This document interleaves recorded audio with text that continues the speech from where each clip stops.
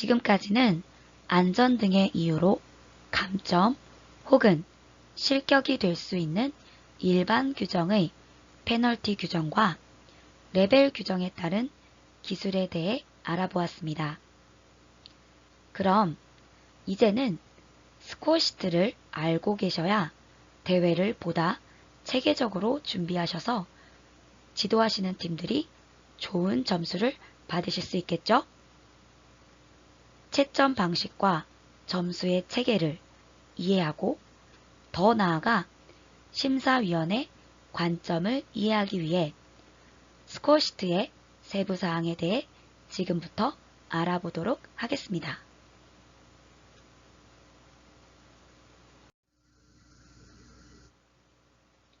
먼저 팀 프리스타일 팜 종목에 대한 스쿼시트를 살펴보도록 하겠습니다. 교재는 53페이지입니다. 우선 상단을 보시면 크게 기술 30점, 그룹생 30점, 안무 30점, 종합성 10점 이렇게 4가지로 나뉘어집니다. 그럼 각 영역의 세부 영역을 자세히 살펴보겠습니다.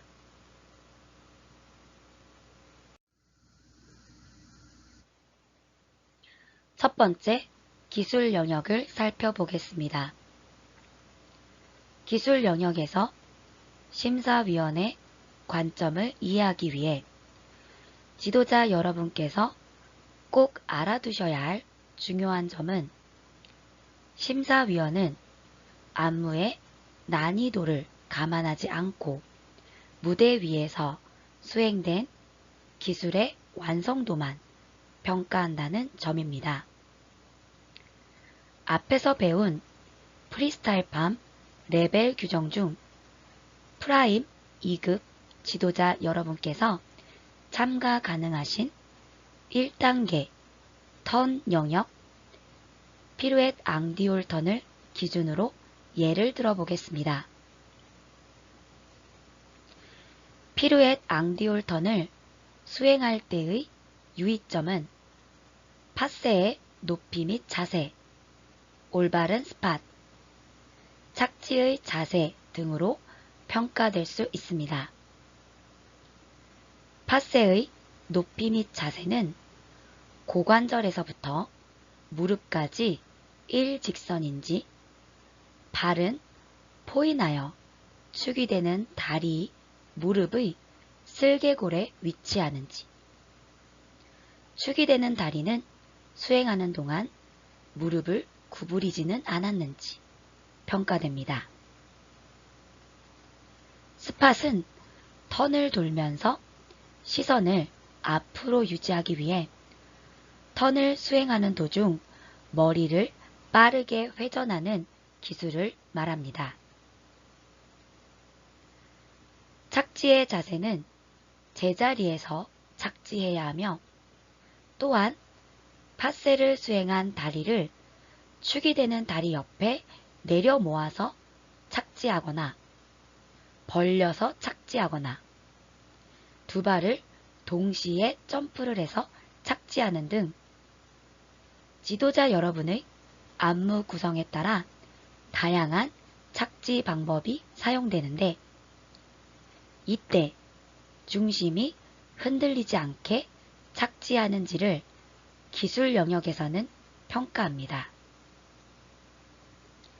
예를 들어 피루엣 앙디올 턴을 한 바퀴 수행하는 팀 A와 두 바퀴 수행하는 팀 B가 있습니다.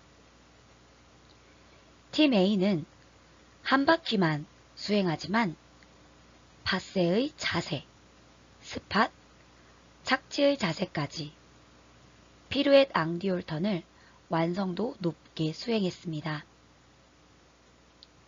팀 B는 두 바퀴를 수행했지만 A팀만큼 완성도 높게 수행하지는 못했습니다. 그렇다면 기술 영역의 점수는 어느 팀이 더 높을까요?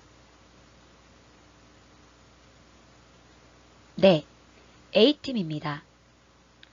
물론 대회에서는 안무를 수행하는 동안 수행된 기술을 전부 평가하기 때문에 단순히 피루엣 앙디올 턴만으로 기술 영역의 점수를 단정지어 말할 수는 없겠지만 여러분의 이해를 돕기 위해 하나의 기술로만 제한적으로 예를 들어 본 것이니 앞으로 혼동 없으시기 바랍니다.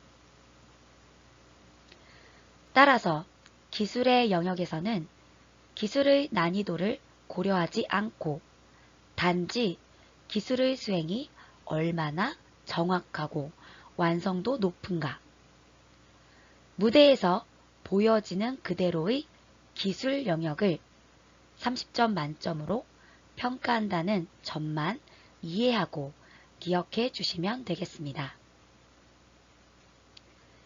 기술 영역 내에는 각 10점씩 3개의 세부 영역이 있습니다. 먼저 팜의 수행력 10점, 깔끔한 팔 라인, 높낮이, 배치, 동작이 날카롭고 강하고 정확함. 팀 프리스타일 팜 종목은 손에 팜을 들고 수행하는 종목이라는 것이 특징입니다. 그래서 팜 테크닉, 즉 모션이 매우 중요합니다. 이 영역은 모션의 절도성 및 정확한 위치, 즉 정확성에 대해 평가하는 영역입니다. 움직임 수행의 정확도 영역의 하단에 기술 수행력 영역을 먼저 살펴보겠습니다. 기술 수행력 10점, 립, 턴, 점프, 리프트, 파트너 워크 등 경기를 수행 중 필요한 기술이 단계에 알맞게 적절하게 실행됨.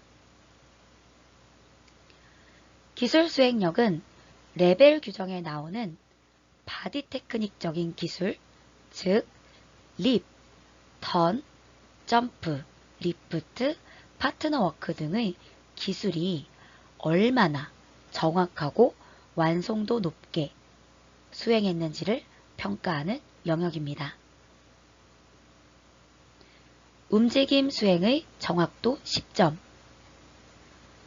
동작을 수행함에 있어 팔, 몸통, 엉덩이, 다리, 손, 발, 신체 정렬, 신장 확장, 균형, 움직임 스타일의 정확한 배치와 높낮이입니다.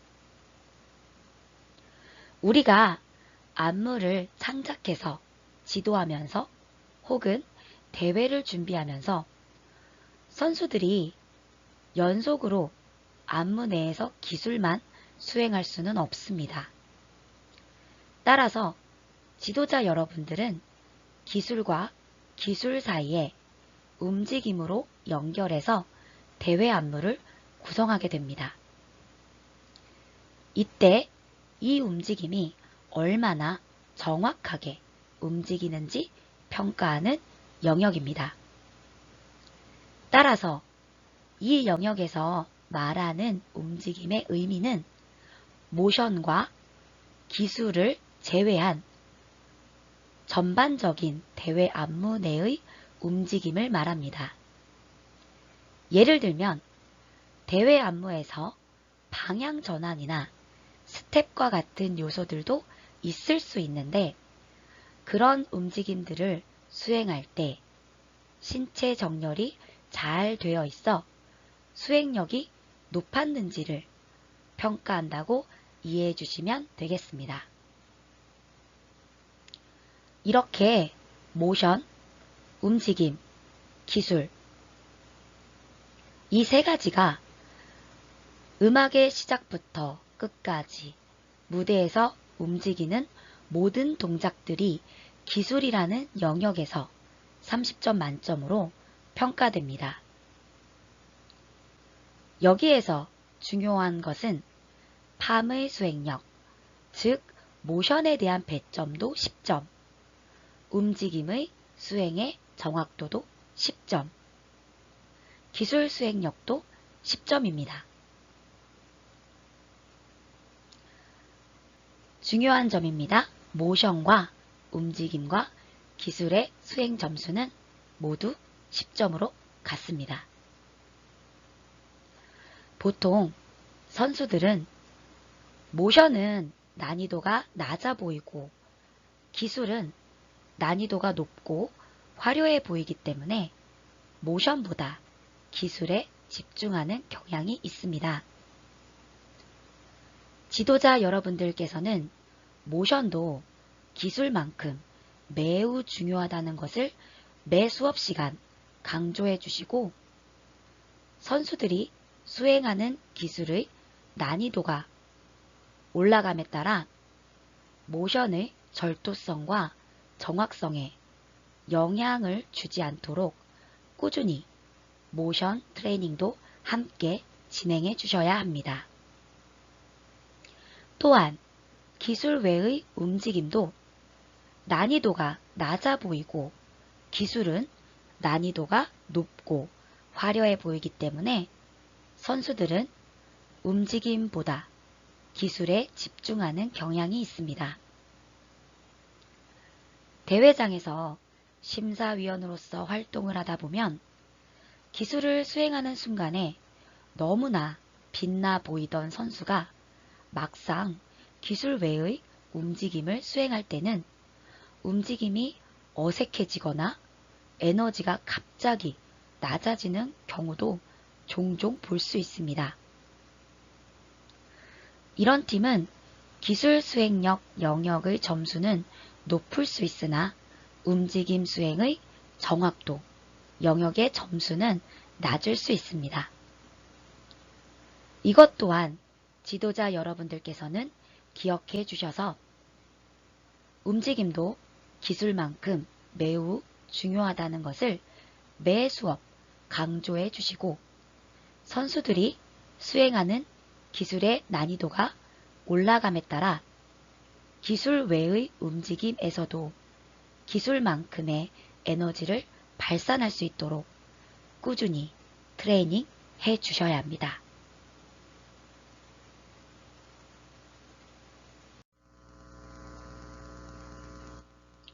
두 번째, 그룹 수행 영역을 살펴보겠습니다. 그룹 수행 영역 내에도 10점씩 3가지 세부 영역이 있습니다. 먼저 음악과 움직임의 조화성 10점, 음악과 동작의 조화, 수행 시간의 적절성입니다.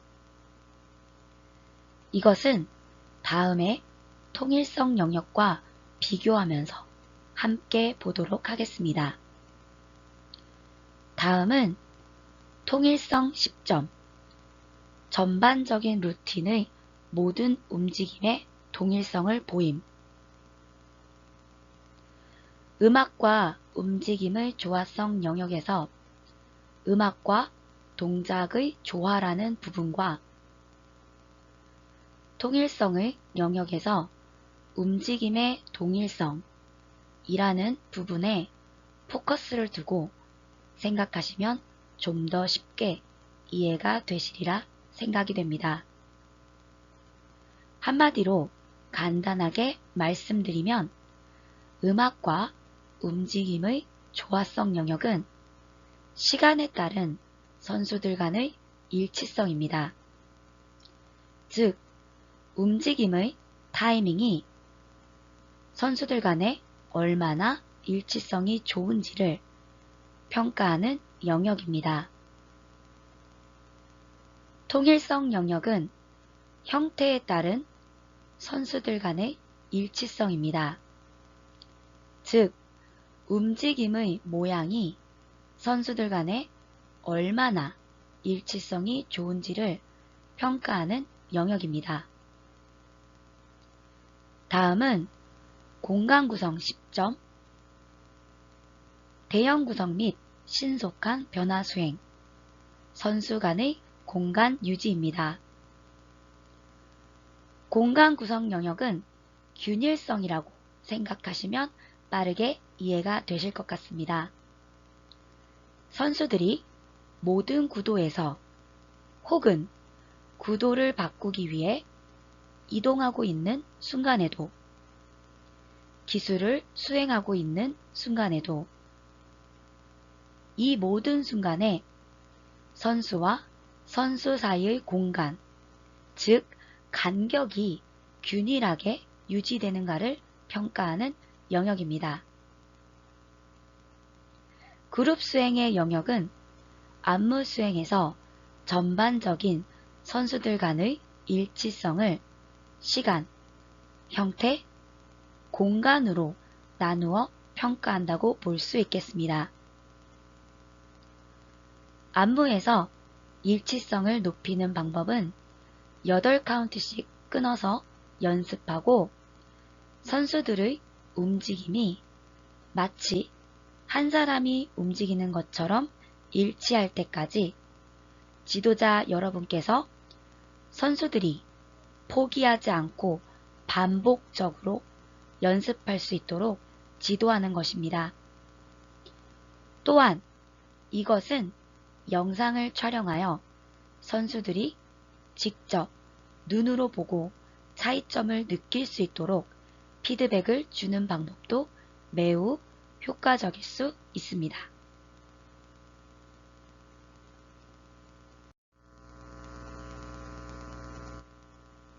세 번째, 안무 영역을 살펴보겠습니다. 안무 영역에도 10점씩 3가지의 세부 영역이 있습니다.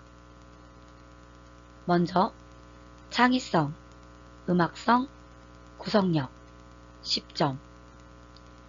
독창적인 대형과 창조적인 방법을 사용하여 움직임과 위치의 변화가 매끄럽고 음악과 시각적인 영향을 창의적으로 표현. 이 영역은 음악과 안무가 잘 매칭되도록 표현되었는지, 즉 음악은 빠르고 강한 비트를 사용하는데 안무는 부드럽고 서정적이라면 음악과 안무가 잘 매칭되지 않은 안무일 것입니다. 또한 독창적인 대형을 사용하여 시각적인 효과를 주었는지 이것을 평가하는 영역입니다. 다음은 루틴의 전개 방법 10점. 대형 형성과 무대의 변화 및 이를 수행할 때의 표현력. 이 영역은 안무에 얼마나 많고 다양한 대형이 사용되었는지 또는 다양한 무대의 변화에 대해 평가하는 영역입니다. 다양한 대형은 교재의 42페이지와 43페이지를 참조해 주시면 좋겠습니다. 42페이지와 43페이지를 보시면 인원별 대형 변화의 예시를 보실 수 있습니다.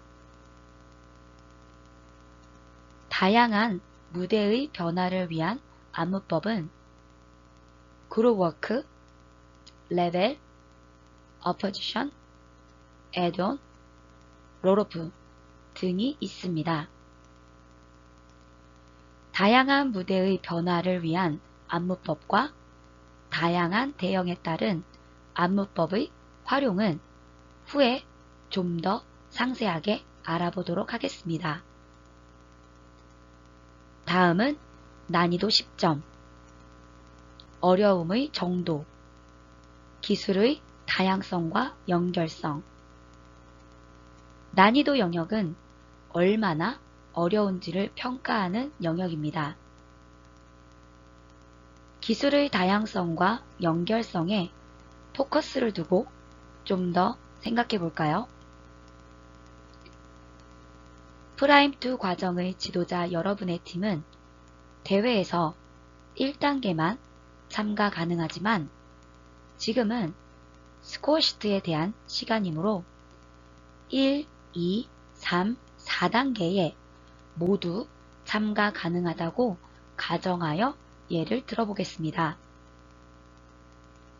첫 번째, 안무에 단계가 높은 기술이 배치되었다면 난이도 영역에서 더 높은 점수를 받으실 수 있습니다. 안무에 1단계 기술의 피루엣 앙디올 기술이 있는 팀 A와 2단계 기술의 쿠페턴 기술이 있는 팀 B 중 팀 B가 난이도 영역에서는 더 높은 점수를 받을 수 있습니다. 두 번째, 안무에서 기술을 적게 배치하는 것보다는 많이 배치하는 것이 난이도 영역에서 더 높은 점수를 받을 수 있습니다. 안무에서 쿠페턴이 1회 있는 팀 C와 3회 있는 팀 D 중 기술이 많이 배치된 팀 D가 난이도 영역에서는 더 높은 점수를 받으실 수 있습니다. 세 번째, 같은 기술을 반복하는 안무보다는 다양한 기술이 배치된 안무가 난이도 영역에서 더 높은 점수를 받을 수 있습니다. 안무에서 쿠페턴이 3회 있는 팀 E와 쿠페턴, 쉐네턴, 피케턴 이 세 가지 턴이 각 1회씩 있는 팀 F 중 팀 F가 난이도 영역에서 더 높은 점수를 받을 수 있습니다. 하나의 기술을 여러 번 반복하여 수행하는 것보다는 여러 기술을 수행하는 것이 여러 기술을 수행할 줄 알아야 하기 때문에 난이도가 높다고 평가됩니다. 네 번째, 안무에서 별도로 배치된 기술보다는 연결된 기술이 배치된 안무가 난이도 영역에서 더 높은 점수를 받을 수 있습니다. 안무에서 피루엣, 앙디올 턴과 스프레드 이글 점프가 1회씩 있는 팀 G와 피루엣 앙디올 턴 후 다리를 모아 착지해서 바로 스프레드 이글 점프를 연결하는 기술이 있는 팀 H 중 팀 H가 난이도 영역에서 더 높은 점수를 받을 수 있습니다. 안무에 개별적으로 따로 배치된 기술보다는 두 가지 이상의 기술이 연결된 기술이 연속적으로 수행해야 하기 때문에 난이도가 높다고 평가되기 때문입니다. 지금 안무의 영역에서 제가 수행이라는 단어 대신 배치 혹은 어떤 기술이 있는 안무라고 표현하여 설명드렸습니다. 이것은 기술 수행 영역과 구별되기 때문입니다. 기술 수행 영역에 대해 설명할 때 난이도를 감안하지 않고 무대에서 보여지는 그대로의 수행력을 평가한다 라고 설명드렸습니다. 모두 기억하시죠? 마찬가지로 안무의 난이도 영역은 수행 능력을 고려하지 않고 안무의 어려움의 정도를 평가하는 영역입니다. 즉, 무대에서 선수들이 수행하여야 할 기술을 수행할 때 실수가 있더라도 그것은 난이도 영역에서만큼은 영향을 주지 않습니다. 그럼 여기에서 지도자 여러분은 어떤 생각이 드시나요? 여러분이 지도하신 팀이 대회에서 좋은 성적을 거두려면 수행력에 초점을 맞추는 것이 좋을까요? 아니면 난이도에 초점을 맞추는 것이 좋을까요? 물론 지도자는 선수들의 잠재력과 현재 능력을 냉철히 판단하고 대회의 시기를 고려하여 선수들의 현재 능력보다 조금 높은 난이도의 안무를 구성할 수도 있습니다.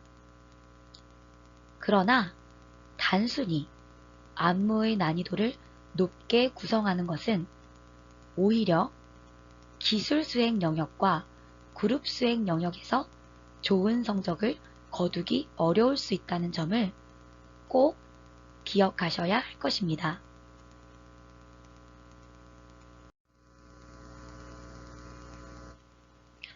마지막으로 종합성 영역입니다.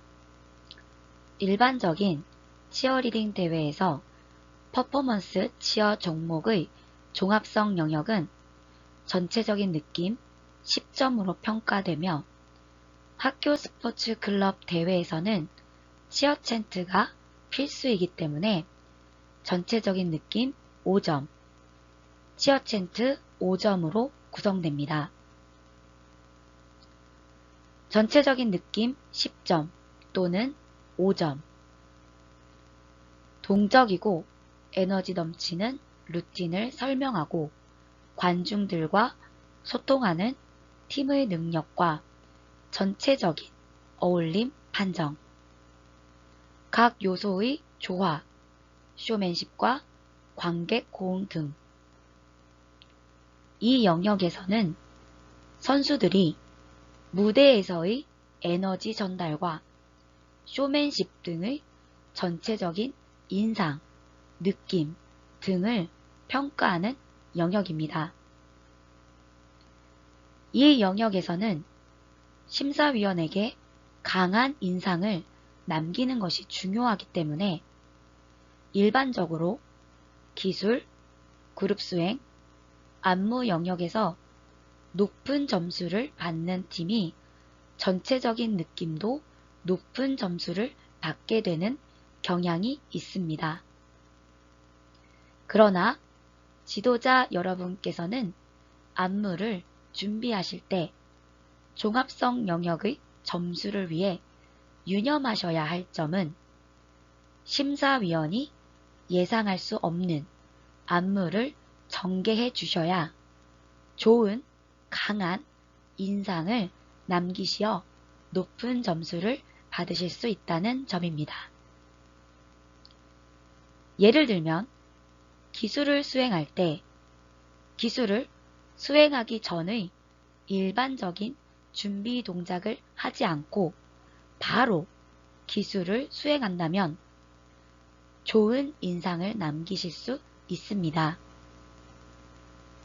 또한 무대 변화 중 시간차를 사용할 때 그룹을 많이 나누어서 다음의 동작이 연상되게 하기보다는 그룹을 적게 나누거나 그룹을 많이 나누게 될 때에는 한 박자가 아닌 반 박자 또는 흔히 응원에서 사용하는 파도타기 등의 형식으로 빠르게 진행하는 것이 좋은 인상을 남기실 수 있습니다.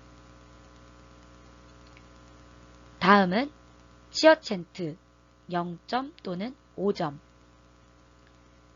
참신하고 독창적인 치어의 구성으로 자신의 팀을 얼마나 어필하고 관중을 집중 및 호응을 이끌어내는 능력.